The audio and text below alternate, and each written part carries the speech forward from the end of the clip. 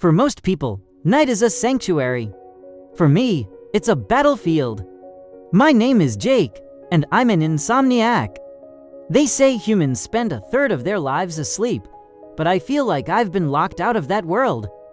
My mind is a radio that just won't turn off, playing 100 thoughts at once until the silence of the night itself starts to scream. The first time I saw Emma, it was through a thick haze of exhaustion. She had this incredibly deep, piercing gaze that seemed to cut right through the fog in my brain. A few days later, one morning, I literally ran into her while stumbling into class. "Watch it!" she snapped, her eyes flashing with irritation. I was so out of it. "I'm so sorry," I stammered, my own voice sounding like it was coming from underwater. "I haven't slept in, I don't even know how long."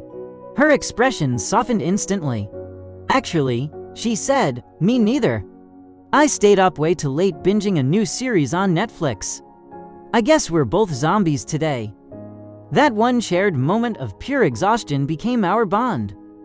We started talking, and by the end of the week, I'd managed to gather enough courage to ask her to coffee. We set a date, Sunday, 11 in the morning. That one little plan was the only thing keeping me going.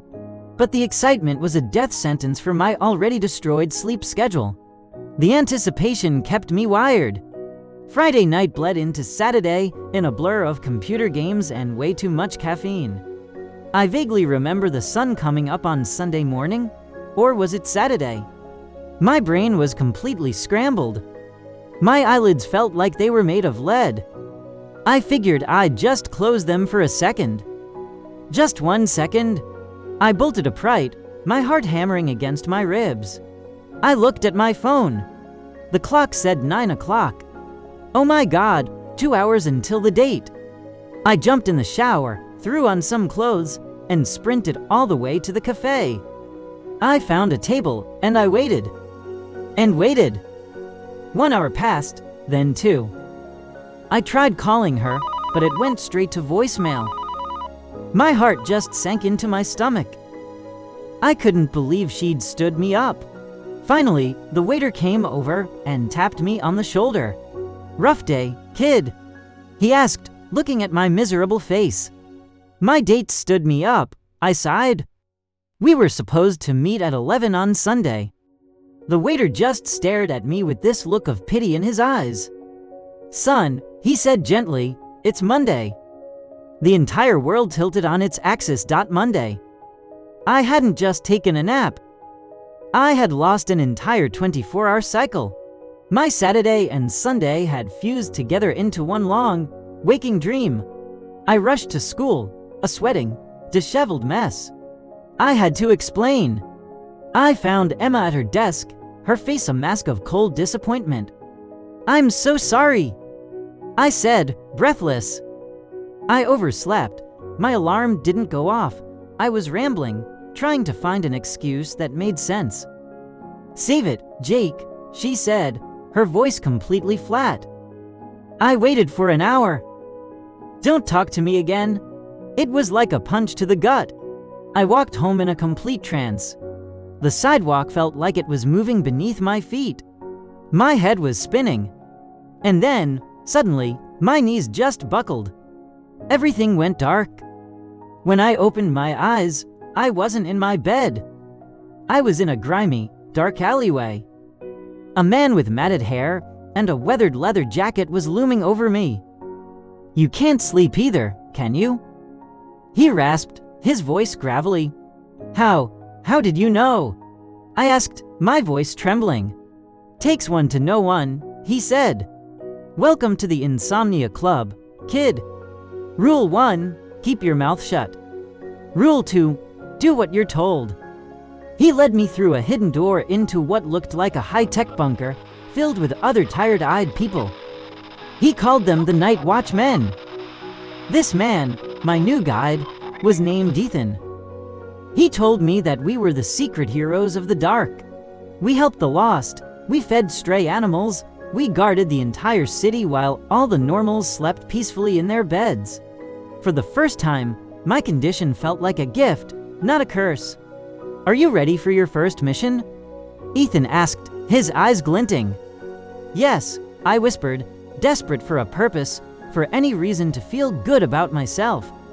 Get in the trash can, Ethan commanded. It sounded completely crazy, but I was so exhausted and so desperate to belong that I didn't argue. We both crouched down in the dark, smelling of old coffee grounds and damp paper, watching the street through a crack in the lid.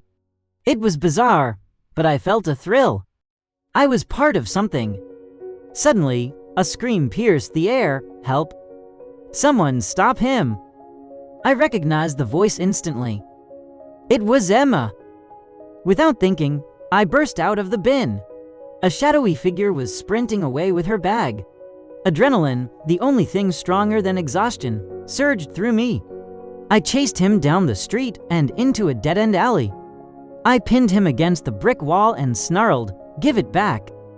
He was so surprised he just dropped the bag and fled into the night. I ran back to Emma, handing her the purse. She hugged me tightly, crying, "Thank you, Jake." I was so scared. Then her eyes went wide, looking at something behind me. "Jake, look out, crack." A fist collided with my jaw, and everything went black again. "Jake, Jake, please wake up." I opened my eyes slowly. I was lying on the cold pavement near the school. Emma was kneeling over me, her face pale with worry. I looked down at myself. I was wearing my normal school clothes, not the mission gear from the club. "Are you okay?" She sobbed. "I was just walking home, and I found you passed out on the ground. The trash can. The thief. The Insomnia Club. It all came crashing down on me. It was all a hallucination. A vivid, terrifying dream brought on by 72 hours of no sleep. My brain had literally invented a world where my insomnia made me a hero, just so I could cope with the fact that I'd let her down so badly. The guilt was overwhelming. I looked up at her, and the fog in my head finally started to lift. "I'm okay, Emma," I said, my voice hoarse. I really need some sleep." She gave me a small, watery smile, wiping a tear away. Clearly, she said, "You scared me to death." I took a deep breath. It was now or never. Does the offer for coffee still stand for this Sunday? I asked, my heart pounding. I promised to set 5 alarms this time. She laughed, a real, beautiful laugh. It was the best sound I'd ever heard. She helped me to my feet. "Only if I get to set them for you," she said.